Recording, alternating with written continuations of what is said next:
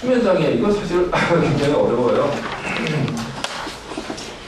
그런데 일단은 낮에 자제하지 않도록 하는 게 중요해요. 낮에 활동을 좀 늘리고요. 필요하면 이제 약물도 도움이 될 수가 있고요. 저녁에 너무 많은 음식을 또 저녁에 많이 먹는 분이 있어요. 근데 저녁에 음식을 먹으면 불편해서 잠을 못 자요. 그러니까 적절하게 이런 음식이라든지 총체적인 과정을 잘 살펴보는 게 중요하고요. 무조건 약으로 해결될 일은 아니에요. 그럼 낮에 활동을 많이 해서 밤에 좀 푹 잘 수 있도록 도와주는 게 중요하고요. 그리고 또 너무 일찍 자면 환자마다 잠자는 사이클이 다르잖아요. 8시에 자면 8시, 9시에 잠이 들면 새벽 2, 3시에 일어나서 돌아다니는 분이 있어요. 그럼 이제 그분 때문에 수면제를 먹기 시작하고 그런 환자들이 시간이 가면서 수면 시간이 더 짧아져요.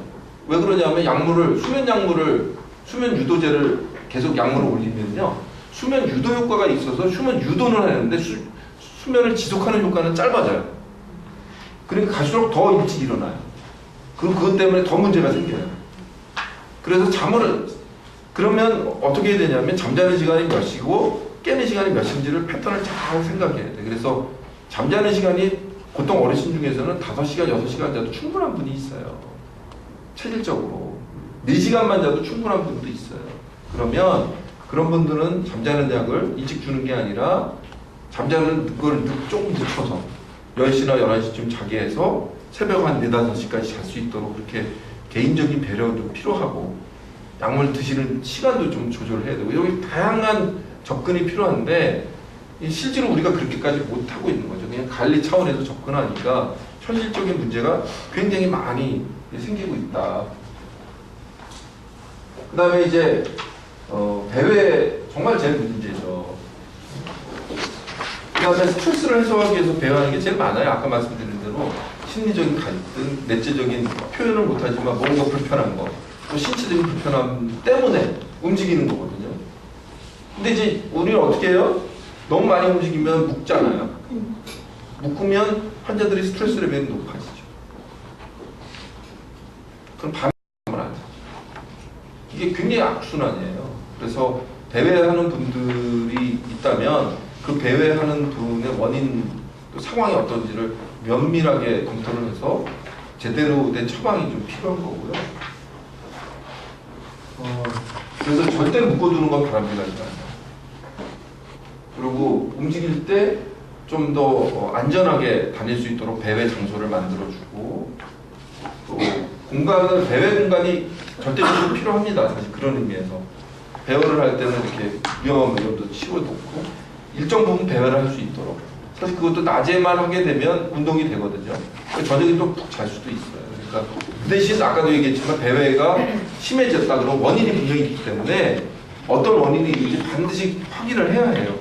신체적인 원인이 있는지 또 다른 정서적인 또 문제가 있는지 아니면 다른 불편한 감이 있는지 그 다음에 이제 밖에 나가는 거를 문제가 되지 않는다고 그 다음에 이제 제일 문제가 이제 가끔은 이제 폭력적이거나 공격적인 거 이런 거 좀 문제죠. 그래서 환자를 제일 어떤 상황에서 이렇게 공격적이 되고 어떤 상황에서 이렇게 문제를 일으키는지 잘 보는 게 중요하고요. 환자가 그런 문제가 생겼을 때 다른 데 관심을 쓸 수 있도록 하고요. 또 환자가 공격적이고 막 지금 흥분해 있는데 무조건 못하게 하고 억압하면 팍팍 더 뛰어요.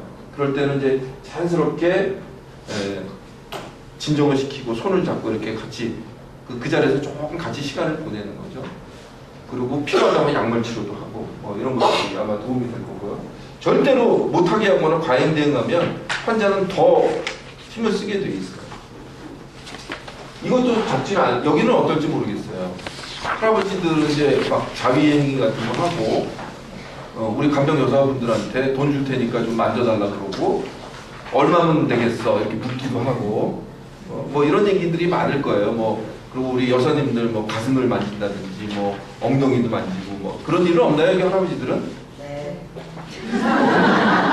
점잖은 할아버지들만 계시는 거예요? 아니면 할아버지들이 없거나 할아버지들이 안 계시면 그런 일이 없을 수가 없어요. 조금은 있어요. 네? 조금은 있어요. 네. 없을 수가 없어요. 이거는. 우리 3층에 넣었어요. 이거는 없을 수가 없어요. 남자가 있는 한 어디 가나 다 있어요.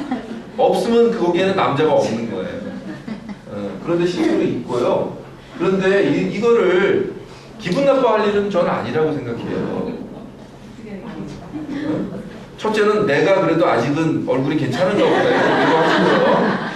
두 번째로는 환자가 보이는 증상이다 이렇게 생각을 하셔요. 이분이 의도를 가지고 나를 어떻게 욕보이겠다는 게 아니라 환자구나라고 인식을 하시면 그것 때문에 울고불고 할 일이 없어요. 근데 가끔 울고불고 하시는 분이 있어요. 내가 어디 가서도 이런 꼴을 안 당해봤는데 이 병원에 와서 또는 요양원에서 이 꼴 당했다고 이렇게 생각하시는 분이 있는데 그럴 일이 아니에요. 이거는 일부러 그런 게 아니고 근데 마침 환자를 볼 때는 저 사람이 다 알고 있을 것 같다는 거예요. 왜 그럼 지 딸한테는 안 그러냐는 거지. 그렇게 물어요. 지 딸한테는 안 그러고 왜 나한테만 그래요? 그 제가 딱 한 가지만 대답해요. 그거는 당신이 이뻐서 그런 거예요.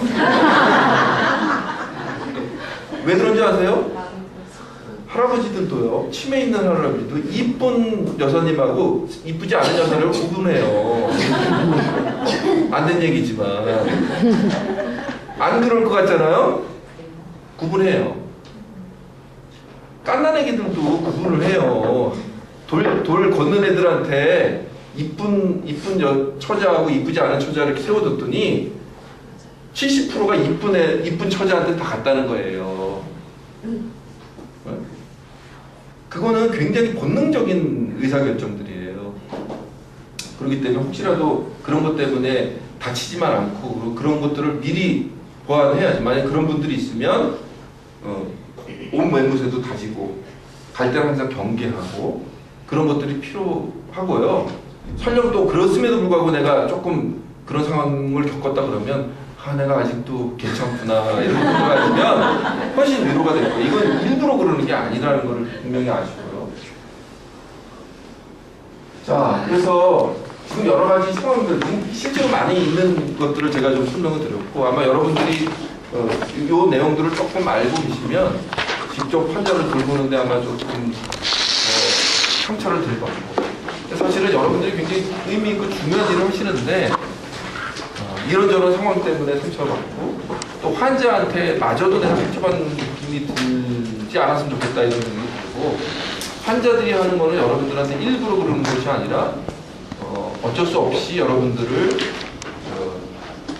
또 다른 제3의 사람으로 생각하기 때문에 하는 행동이고 증상이다 이렇게 이해하시면 여러분들이 뭐 생활하시는데 크게 그렇게 고민하지 않을 수 있을 거다 이런 생각이 들고 여러분들이 하는 게 남들이 하지 못하는 일을 하고 있다라는 그 기본적인 그런 그 자존감 같은 걸 좀 더 갖고 계시면 아마 훨씬 더 보람 있게 일을 하실 수 있을 거다 이런 생각을 합니다.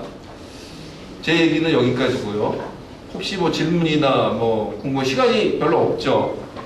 네. 일하러 가셔야죠? 혹시 궁금하거나 뭐 이런 게 있으신가요? 저희 어르신 중에요. 포근하시고 그리고 인지기능이 완전히 떨어지신 분이신데 보호자님은 한약만 그렇게 갖고 오시거든요. 네. 한약이 도움이 좀 되나요? 전혀 도움이 안 되고요. 그냥 그건 한약으로 될 일은 아니에요. 한의원 써요. 네. 전적으로 믿으라고 그래요. 네, 그럼 한의원으로 보내세요. 그거는 한약으로 될 일은 아니에요. 제가 알고 있기까지는. 오히려 그분은 보약을 가져와서 기운이 뻗치고 그게 더 그렇죠. 보약도 드시고요, 양약도 드시는데요. 한의원서 전적으로 진행 안 되니까 믿으라고 그래요. 돈이 많으신 집안인가 네, 한 봐요. 달에 100만 원씩. 네. 어쩔 수가 없네. 기운이 뻗치고. 다니고 다니고 대회를 하셔요. 간단치는 않아요. 근데 그거는 이제 확인해야 돼요. 뭐가 문제. 그리고 한약도 그렇게 많이 드시는 게 좋지는 않죠. 자체만으로도 문제가 되고 한약이 그런 문제를 해결해 주지는 못해요. 근본적으로. 이해가 잘 안 돼요. 1년에 왜 한약 3끼 다른 질문 없으세요? 네. 네, 그럼 우리 교수님께 다시 한번 네. 감사합니다.